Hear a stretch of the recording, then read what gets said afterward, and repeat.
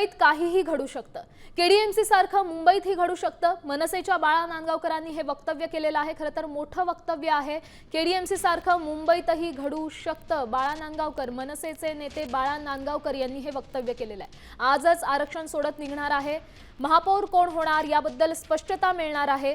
प्रश्नांची उत्तरं मिळणार आहेत आणि मनसेच्या बाळा नांदगावकरांनी एक मोठं वक्तव्य केलेलं आहे। कल्याण डोंबिवलीतल्या राजकारणाप्रमाणे मुंबईतही घडू शकतं असं ते म्हणालेले आहेत।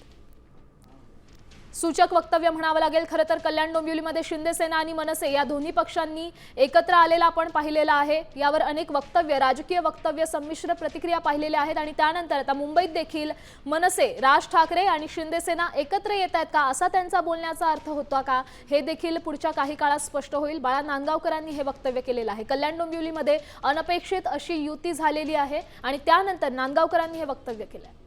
अशा पद्धतीची गोष्ट जी आहे ती मुंबईमध्ये होणं अपेक्षित वाटतंय का? मुंबईमध्ये अशा पद्धतीची गोष्ट जी आहे, अशा पद्धतीची युती मुंबईमध्ये अपेक्षित वाटते का? काही होऊ शकतं। मी कालच तुम्हाला बोललो होतो ना की काही घटना कशाही घडू शकतात। या संदर्भात आपण वैदेही काणेकर आपल्यासोबत फोन लाईन वरून जोडल्या गेलेल्या आहेत। वैदेही, काय सांगाल? नांदगावकरांनी मोठं वक्तव्य केलेलं आहे। खरं तर मुंबईत काही घडू शकतं, केडीएमसी सारखंच काहीतरी घडेल असं ते म्हणालेत, काय अर्थ घ्यायचा?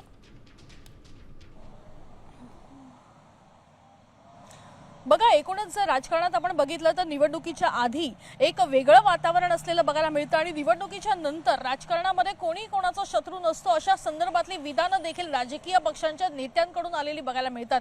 अशामध्येच आता बाळा नांदगावकर यांना आपण जेव्हा प्रश्न विचारला की मुंबईमध्ये केडीएमसी सारखी परिस्थिती जर निर्माण झाली तर काय होऊ शकतं, त्यावेळेस बाळा नांदगावकर यांनी स्पष्ट केलेलं आहे की काहीही होऊ शकतं। जर राजकारणामध्ये विकासाचा मुद्दा आणि प्रगतीचा मुद्दा जर येणार असेल तर नक्कीच आम्ही त्या संदर्भात पाठिंबाही देऊ शकतो अशा संदर्भातलं विधान केल्यामुळे नक्कीच या सगळ्या गोष्टीमध्ये आता नेमकं मुंबईमध्ये वेगळं राजकारण बघायला मिळतंय का हे देखील पाहणं महत्त्वाचं ठरेल। दुसरीकडे जर आपण बघितलं तर ठाकरेंची युती जी आहे ती अजूनही कायम आहे का असा संभ्रम देखील मराठी माणसांमध्ये निर्माण झालेला बघायला मिळत आहे। कारण मराठी माणूस आणि ठाकरेंची युती हे एक वेगळं समीकरण यंदाच्या निवडणुकीमध्ये बघायला मिळालं होतं। मात्र केडीएमसीच्या निमित्तानं एक वेगळी युती आणि वेगळे पाठिंबे जे आहेत ते एकमेकांना देताना बघायला मिळत आहेत। दुसरीकडे जर आपण बघितलं तर जेव्हा केडीएमसी मधले नगरसेवक उद्धव ठाकरे यांना भेटण्यासाठी काल रात्री गेले होते त्यावेळेस त्या नगरसेवकांना देखील विकासाच्या मुद्द्यावर जर आपल्याला त्या ठिकाणी योग्य ती संधी मिळणार असेल तर नक्कीच आपण या संदर्भात विचार करू अशा संदर्भातलं विधान उद्धव ठाकरे यांनी देखील केलेलं आहे।